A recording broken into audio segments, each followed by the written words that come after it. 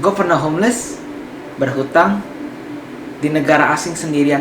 Cuman gue penasaran, apakah gue udah bener-bener hit rock bottom di sana? Silahkan komen di bawah sana. Gue pengen tahu apa pendapat kalian.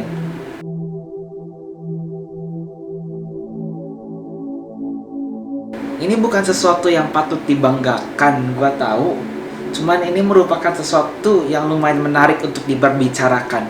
Jadi, ya gue akan menceritakan apa yang gue lalui, kenapa gue bisa homeless, kenapa gue bisa utang di negara asing tanpa keluarga, dan gimana caranya gue melalui itu sampai hingga sekarang ini.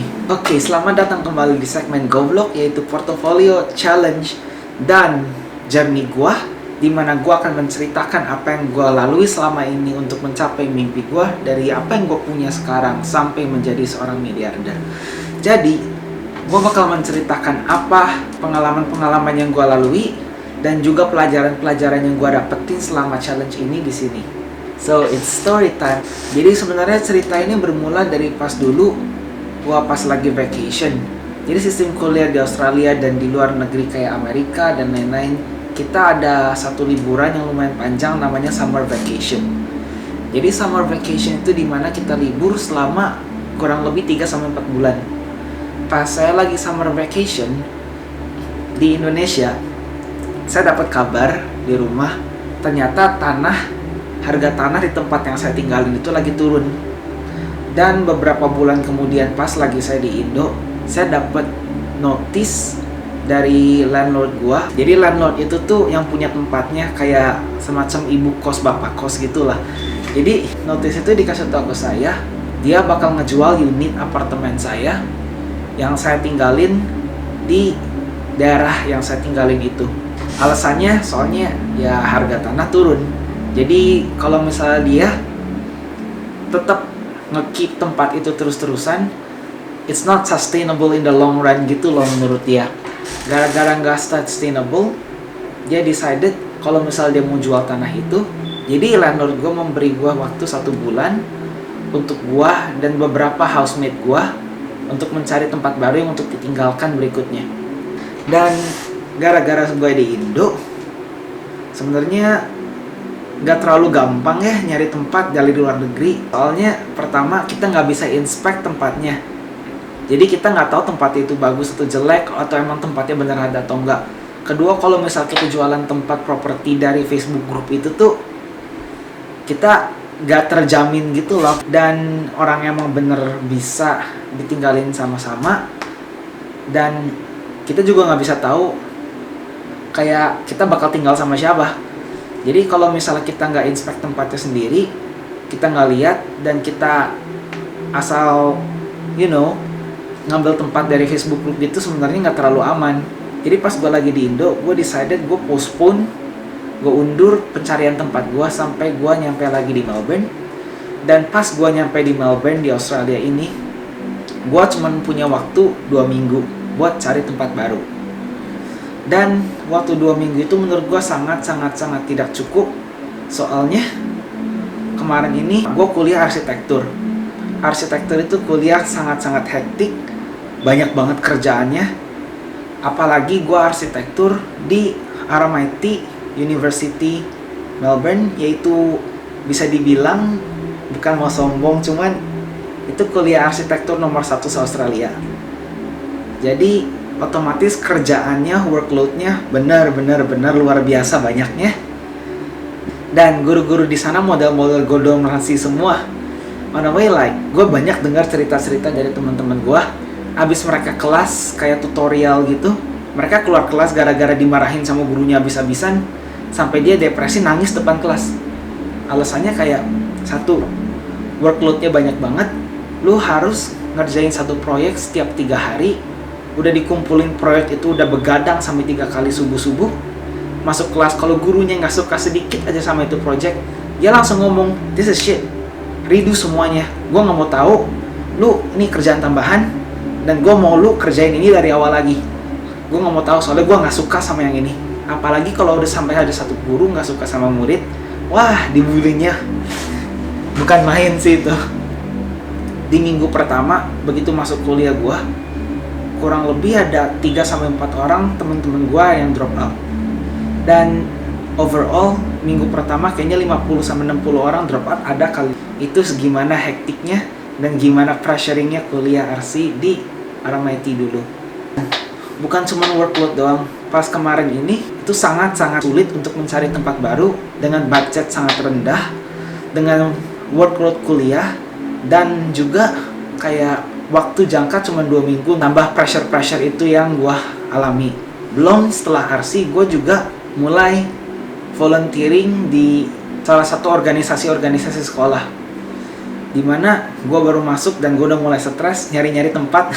Sampai gue ngomong sama beberapa orang yang baru masuk organisasinya juga kayak, oh guys, kalau misalnya kalian ada tempat yang bisa ditebengin atau kayak gimana, tolong ngomong ke gue dong. Soalnya siapa tahu gue kalau misalnya nggak bisa nemu tempat, budget gue cuma segini nih. Jadi ya otomatis gue harus nginep dulu di tempat kalian. Setidaknya ada tempat buat naruh barang-barang gue lah ya. Kalau misalnya tempat buat taruh barang-barang gue bisa tidur dimanapun, di lantai atau di mana nggak masalah gitu loh. Itu yang gue ngomong sama beberapa teman-teman gue dari organisasi namanya Isaac kemarin ini. Gue akhirnya nebeng di satu rumah temen gue, dan itu bisa dibilang gue bener-bener berterima kasih sama temen gue. Soalnya selama 2 minggu ini banyak banget yang gue laluin, gue bener-bener down, gue bener-bener stres, dimana gue banyak minta bantu sama temen, cuman satu demi satu temen-temen gue kayak mulai gak bales chat, mulai kayak ngilang satu lagi, ngilang 2, ngilang 3. Jadi kayak di sana gue juga belajar sih, di masa-masa lu pas banget-bangetan terpuruk, cuman temen-temen yang benar, temen lu yang pasti selalu ada buat lu. Itu yang gue pelajarin di masa-masa pas gue homeless, pas gue utang, dan pas gue nggak ada duit. Kenapa gue bisa utang? Soalnya gue kemarin ini gara-gara budget gue kurang buat tempat tinggal gue. Sebelum lu menyewa tempat di tempat baru, ada satu hal yang lu harus bayar, namanya duit bond. Duit bond itu tuh lu harus bayar duit, dimana itu buat security. Jadi kalau misalnya ada apa-apa yang rusak di kamar, nanti duit itu bakal dipotong di akhir bulan. Dan itu duitnya harus dibayar pertama kali sebelum lu pindah ke tempat itu. Nah, gara-gara budget gue sedikit dan orang tua gue juga ngomong, ini duit bond kita nggak bakal nanganin, lu harus cari duit bond itu sendiri atau nggak ngambil dari bond tempat yang lama. Dan pas itu tempat lama gue belum bisa ngasih bondnya ke gue, soalnya si landlordnya itu harus cari duit bondnya gue dulu. Udah dia cari duit buat bayar bond gue balik, baru bond gue bisa dibalikin sama si landlord itu. Dan di sana gue bener-bener desperate untuk mencari tempat baru. Jadi duit bondnya otomatis gak bisa keluar langsung begitu, dan gue bener-bener perlu banget itu duit. Jadi pas saat-saat yang sangat susah itu, ada satu temen nampung gue selama 2 minggu lah, pas gue bener-bener gak punya rumah. Dan gue ngomong sama mereka, gara-gara budget gue sedikit, gue otomatis harus nempeng dulu di sini. Dan emang gak banyak orang yang mau ngebantu gue, soalnya barang gue emang relatif banyak. Jadi kalau misalnya gue pindah ke rumah mereka dan kamar mereka kecil nggak bisa ditampung, ya itu ngerepotin juga buat mereka. Apalagi mereka harus bantu gue pindahan dan lain-lain. Kan kalau misalnya nggak dibantu juga nggak enak gitu takutnya. Jadi itu benar-benar masa yang sulit dan mereka emang benar ngebantu gue. Pas 2 minggu nempeng di sana, gue ketemu satu tempat, dan tempat itu bisa dibilang relatif mahal, cuman lebih murah dari tempat lain. Nah, di sana gue kayak, waduh, budgetnya nggak cukup, cuman gimana ini? Akhirnya buat bayar bond, gue bener-bener berutang sih sama ini temen, namanya Syaba ini. Dia sampai nombokin duit gue sekitar 4 juta sama 5 juta rupiah buat bayar duit bond itu. Jadi kayak gue tau mahasiswa, anak kos kayak begitu emang lagi nggak banyak duit. Cuman gara-gara dia emang tahu kondisi gue lagi di budget dan lain-lain, dia sampai nombokin duit dia sendiri demi gue biar bisa dapat tempat tinggal. Itu sangat-sangat hal yang luar biasa bagi gue. And yes, akhirnya gue bisa tinggal di sana, dan itu masalah belum berakhir di sana. Pas gue utang ke temen ini sampai 5 juta, 4 jutaan, gue otomatis harus balikin duit dong, berarti gue utang. Di akhir-akhir bulan itu dibilang tabungan gue bukan gak ada duit lagi, tabungan gue negatif. Soalnya harus bayar buat makan, gue harus bayar buat listrik, gue harus bayar buat internet, gue harus bayar buat semua hal yang bikin gue hidup. Jadi akhir bulan pas tabungan gue negatif, gue nggak bisa makan. Gue juga dibantu sama satu temen. Nah, ada satu temen lagi yang selalu ada buat gue, dia namanya Bayu. Jadi dia kayak gimana ya, pas gue lagi depresi, dia kayak ngasih topengan gitu loh. Kayak gue selalu curhat sama dia pas gue lagi nggak ada modal buat tempat tinggal gue, nggak ada duit buat makanan, tabungan gue negatif, gue selalu curhatnya sama dia. Dan pas di akhir bulan, gara-gara si Shava ini udah minjemin gue duit sampai $400-500 buat gue bayar bond itu dan buat bayar tempat tinggal, gue udah utang ke dia segitu banyaknya. Gue kayak, waduh, gue nggak enak nih kalau misalnya minta duit lagi ke dia buat makanan gue, gara-gara tabungan gue negatif. Jadi akhirnya si temen gue itu, si Bayu, dia kayak jadi teman curhat gue, dan dia juga kayak suka ngebayarin makanan di akhir bulan itu pas gue lagi nyewa tempat di sana itu. Jadi salah satu pelajaran yang gue dapetin di sana sebenarnya, pas masa-masa krisis, teman-teman yang cuman teman-teman buat seru-seruan doang itu semua bakal ngilang, dan hanya telah teman-teman yang sejati dan teman-teman yang emang bener buat lu, yang pasti selalu ngebantu lu dimanapun lu ada. Jujur kalau misalnya gue nggak ketemu mereka, nggak ketemu Bayu, nggak ketemu Shava, gue yakin sepertinya kayaknya udah nggak ada di sini deh. Dan bisa dibilang gue udah bener-bener kuliah gue nggak bisa gue lanjut dan lain-lain. Dan kalau misalnya kalian pada nanya kenapa kalian nggak coba ngomong aja sama kuliah kalian, kenapa kalian nggak ngomong aja sama home affair dan lain-lain. Kalau misalnya gue ngomong sama kuliah, emang gue bisa dikasih perpanjangan kayak setelah kayak 3 hari sampai 1 minggu buat ngumpulin tugas itu. Cuman on the way itu cuma bekerja kalau misalnya lu sakit, contoh lu lagi DB, demam berdarah atau gimana, itu bisa.